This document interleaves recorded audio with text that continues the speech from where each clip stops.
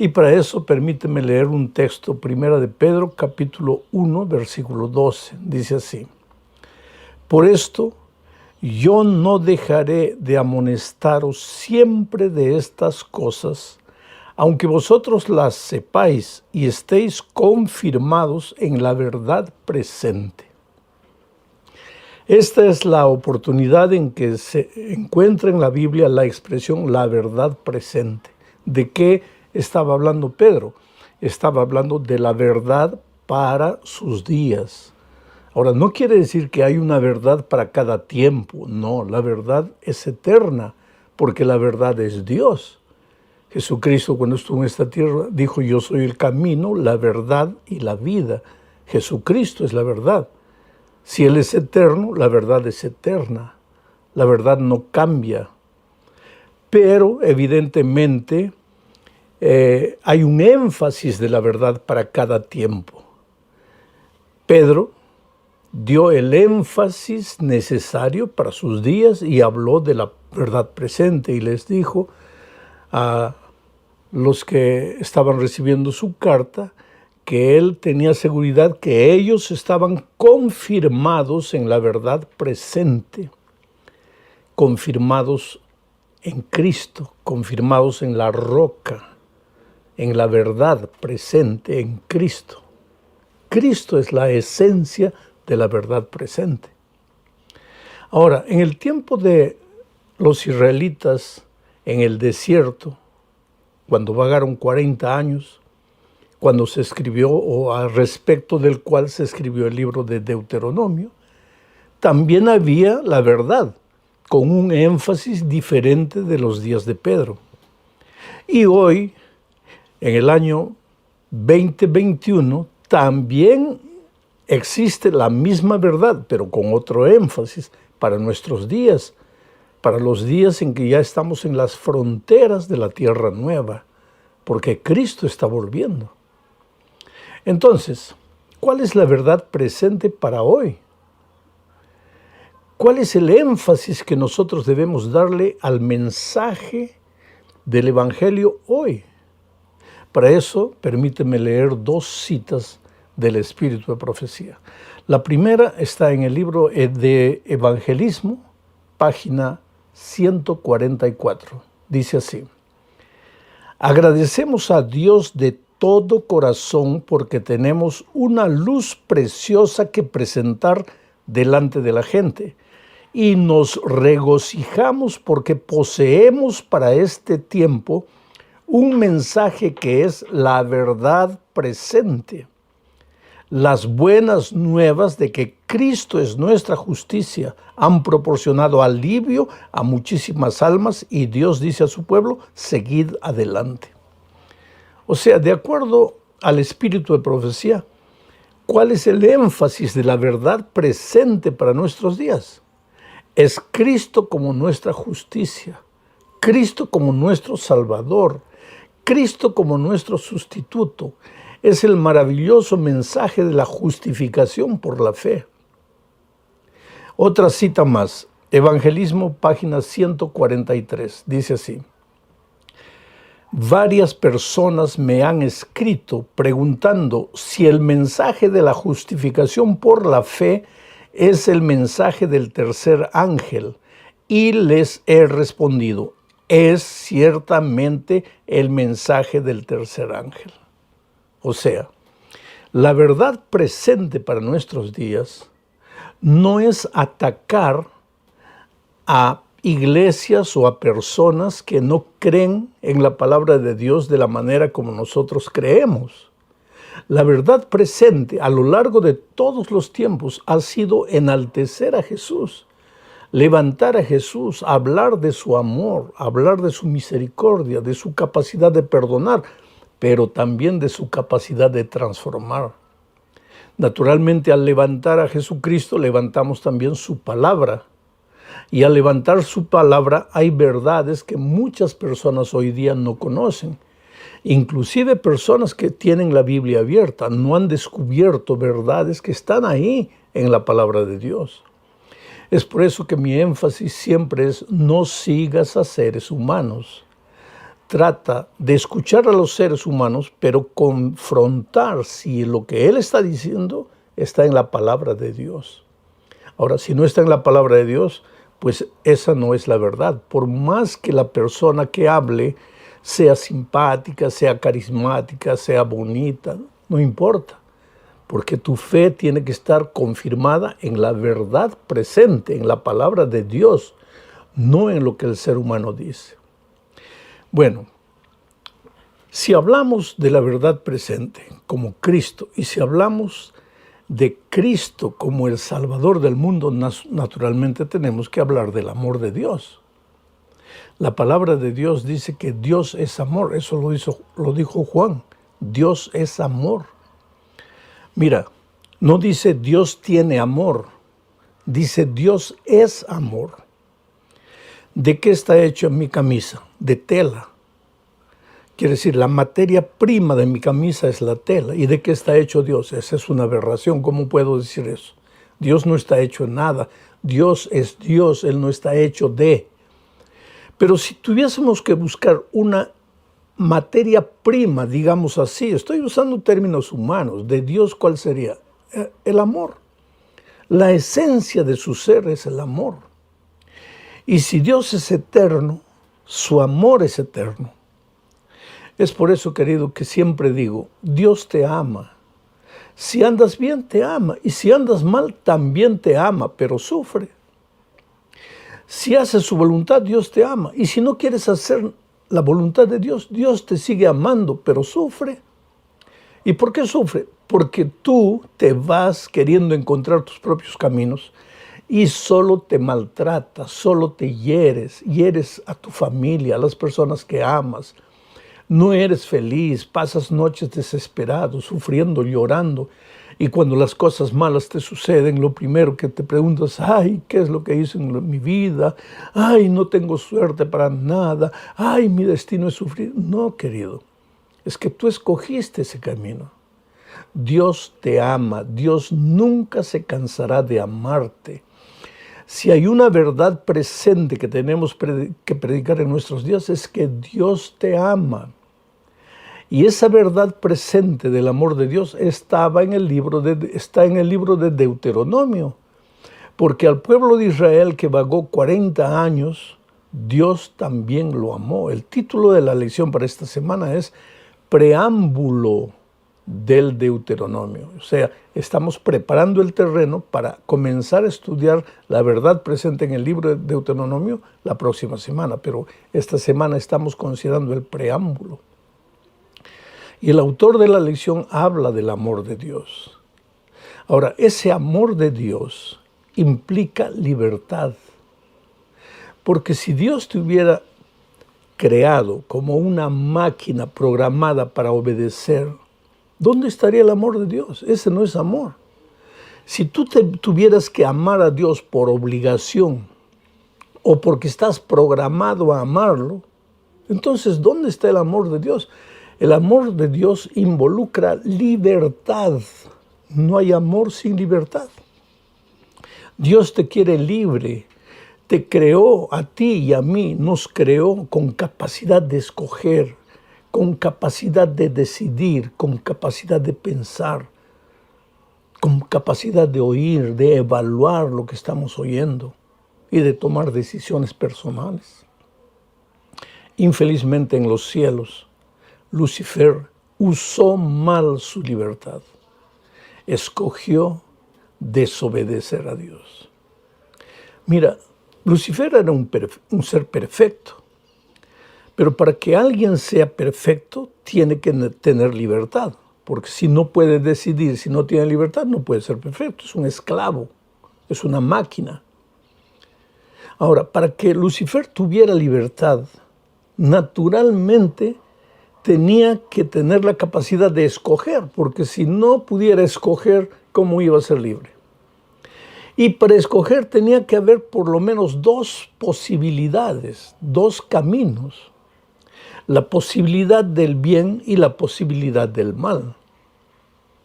Ahora, la posibilidad de no es él, Porque si yo digo que había, antes de la caída de Lucifer, ya había posibilidad del bien y posibilidad del mal, alguien puede decir, entonces Dios creó el mal. No, porque la posibilidad de no es Él. Todos tenemos posibilidad de contraer SIDA, ¿no es cierto? Claro. ¿Eso quiere decir que estamos con SIDA? No, porque la posibilidad de algo no es ese objeto. O sea, Lucifer, para ser perfecto, tenía que tener la capacidad de decidir, de escoger, y tenía la posibilidad del bien y del mal. Él escogió la posibilidad del mal, y al escoger la posibilidad del mal, concretizó el mal. Es interesante lo que dice aquí el libro de Ezequiel, capítulo 28, versículos 14-15. Leo. Tú, querubín grande protector, yo te puse en el santo monte de Dios. Allí estuviste en medio de las piedras de fuego, te paseabas. Perfecto eras en todos tus caminos desde el día que fuiste creado hasta que se halló en ti maldad. Cuando Lucifer escogió voluntariamente la posibilidad del mal, concretizó el mal. Y ahora en ese ser perfecto entró la maldad por causa de la libertad. ¿Y por qué libertad? Porque Dios es amor. Dios te quiere libre, Dios te quiere sabio para escoger lo que mejor te conviene. En el libro de Deuteronomio, Él dice, mira que yo coloco delante de ti la vida y la muerte, la bendición y la maldición. Escoge tú la vida, pero no te obliga. Eres tú el que tiene que tomar la decisión. Bueno, Lucifer cayó. Ahora vino la creación de Adán y Eva. Y ellos también fueron creados con libertad, porque Dios los amaba. Dios nos creó porque nos ama. Quiso compartir su vida con nosotros. Quiso compartir su libertad con nosotros. Infelizmente, Adán y Eva también usaron mal la libertad. ¿Y por qué tenían libertad? Porque Dios los amaba. Un día yo encontré a un hombre que había perdido todo en la vida por causa de mujeres. Había perdido su hogar, había perdido la empresa. Una vez y otra vez la esposa lo perdonó y él siguió cayendo, siguió fallando. Y un día, después de una predicación, él logró alcanzarme allá atrás y en un minuto me contó su drama y me dice, pastor, necesito que haga una oración por mí. Y dije, está bien, hijo, voy a orar, pero primero vas a orar tú, después yo oro por ti. Y nos arrodillamos y él hizo una oración dramática. Le dijo, Dios mío, quítame la libertad. No quiero ser libre, Señor, porque yo no sé usar la libertad. Si tú no me hubieras creado libre, yo no estaría sufriendo, porque yo solo escogí caminos del mal. Por favor, Señor, quítame la libertad. ¿Sabes qué? La oración de este muchacho me dolió. Quítame la libertad, no quiero ser libre. Para muchos, queridos, nuestra tragedia es que no sabemos usar la libertad. Adán y Eva no supieron usar la libertad. Mira lo que decía Génesis capítulo 2, 17, o 16 y 17, dice. Y mandó Jehová Dios al hombre diciendo, de todo árbol del huerto podrás comer, mas del árbol de la ciencia del bien y del mal no comerás, porque el día que de él comieres ciertamente morirás. Dios le colocó, dijo, tienes todo el huerto, escoge el camino que quieras. Ahora, este no, porque aquí hay muerte. Infelizmente, Adán y Eva usaron mal la libertad y pues murieron. Ahora, después de la caída de Adán y Eva, las cosas fueron empeorando porque los seres humanos, usando mal su libertad, se comenzaron a rebelar contra Dios. Siempre hubo un grupo de gente fiel, de gente que usaba su libertad con sabiduría para servir a Dios, para adorar a Dios. Eran felices, tenían hogares felices, pero la gran mayoría de los seres humanos se comenzó a rebelar contra Dios y a vivir como a ellos les daba la gana. Al mal le llamaban bien, al bien le llamaban mal. Y cuando alguien les hablaba una cosa, decían, pero no te metas en mi vida, yo sé lo que es mejor para mí, tú no tienes que me imponer nada. Resultado, hubo un momento en que Dios quedó tan triste y vino el diluvio. Ahora, querido, no te asustes, porque mucha gente dice, ¿cómo Dios es amor si mandó el diluvio? Sabes que cuando un brazo entra en gangrena, a veces el médico tiene que amputar el brazo para salvar el resto del cuerpo.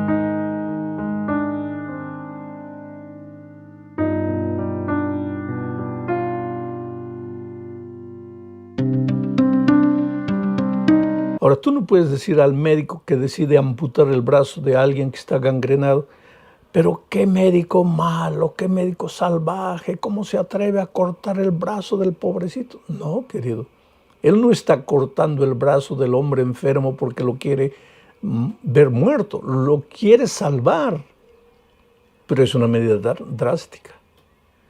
Pues Dios quería salvar un grupo de personas fieles, que también terminarían siendo contaminadas por la gangrena moral que se había apoderado de aquellos días. Por eso vino el diluvio.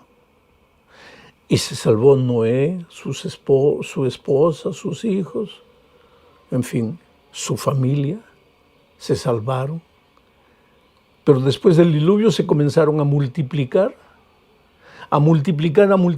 y nuevamente comenzaron a usar mal la libertad, mal entender el amor de Dios. Y ahí construyeron la Torre de Babel, en un desafío contra Dios, diciendo, tú a nuestros antepasados los destruiste con un diluvio, nosotros vamos a construir ahora una torre tan alta que vamos a llegar al cielo. Se rebelaron contra Dios. Entonces Dios los confundió, ahí nacieron los diferentes idiomas, cada uno se fue hablando, encontraba la gente que hablaba lo mismo que hablaban ellos y se iban para un lado, para otro, la gente se esparció, siempre usando mal la libertad. Entonces entramos a la tercera parte de nuestro estudio ahora, hablando del llamado de Abraham. En medio de toda esa generación rebelde, Dios llama a Abraham y le dice, mire, ven Abraham, yo te voy a llevar. Ahora hay dos textos que voy a leer. Mira, en Génesis 12, 1 al 3, cuando Dios llama a Abraham, le dice, pero Jehová había dicho a Abraham, vete de tu tierra y de tu parentela y de la casa de tu padre a la tierra que te mostraré, y haré de ti una nación grande y te bendeciré y engrandeceré tu nombre y serás una bendición. Bendeciré a los que te bendijeren y a los que te maldijeren maldeciré. Y serán benditas en ti todas las familias de la tierra. Cuando Dios dijo aquí, y serán en ti, Abraham, en ti serán benditas todas las familias de la tierra, estaba hablando de tu familia y de la mía. Estaba hablando de las familias de todos los tiempos en el mundo. Todas las naciones, todas las familias serían benditas en Abraham. ¿De qué manera? ¿De qué forma? Ahora vamos a leer Gálatas capítulo 3, versículos 7 al 9 para entender. Sabed, por tanto, que los que son de fe, estos son hijos de Abraham. Y la Escritura, recuérdate que Pablo está hablando a los Gálatas ya siglos después de Abraham. Y la Escritura, previendo que Dios había de justificar por la fe a los gentiles, dio de antemano la buena nueva a Abraham, diciendo, en ti serán benditas todas las naciones. De modo que los de la fe son bendecidos con el creyente Abraham. Los de la fe. ¿La fe en quién? En Cristo. En el Antiguo Testamento todavía no había Cristo, pero Dios le dijo a Abraham, en ti serán benditas todas las naciones, porque de la simiente de Abraham vendría Cristo. Pero ahora Pablo, escribiendo a los Gálatas, dicen, los que son de la fe en Cristo, los que creen en el Señor Jesús, los que aceptan al Señor Jesús, son simiente de Abraham. Y en ellos, en los de la fe, se cumple la promesa de que en Abraham serían benditas todas las naciones. Oh querido, aquí viene un pensamiento interesante. Israel es llamado en la Biblia de especial tesoro. Dios le dice, Israel, mi especial tesoro. No porque Israel fuese bonito, no porque Israel fuese muy inteligente, muy sabio. Israel fue un especial tesoro para Dios, no por las cualidades de Israel, por los valores de Israel, ni por Israel en sí, sino por la misión que Dios le confió a Israel. Porque así como Dios quería evangelizar al mundo entero a través de Abraham, la misma cosa sucedió con Israel. Dios llamó a Israel al monte, lo llamó de Egipto, de la esclavitud. Israel, sus ancestrales, Abraham, Isaac, Jacob, los llamó de la esclavitud de Egipto para la libertad, los llevó al monte Sinaí y ahí hizo un pacto con ellos. ¿Para qué? Para que ellos fuesen el testimonio vivo del amor de Dios para el mundo. Muchos dicen, ¿pero por qué Dios escogió a Israel?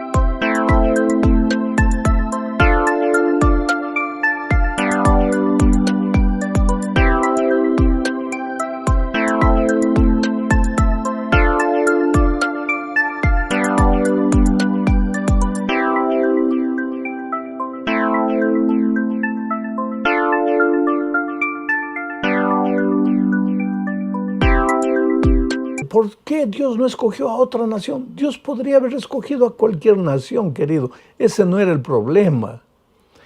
Dios escogió a Israel con una misión porque a través de Israel Dios quería alcanzar al mundo. Dios quería que Israel viviese los principios del pacto del Sinaí, los principios eternos de la ley de Dios, de tal manera que el mundo fuese atraído a Israel por el carácter del pueblo, por el carácter de Dios reflejado en Israel.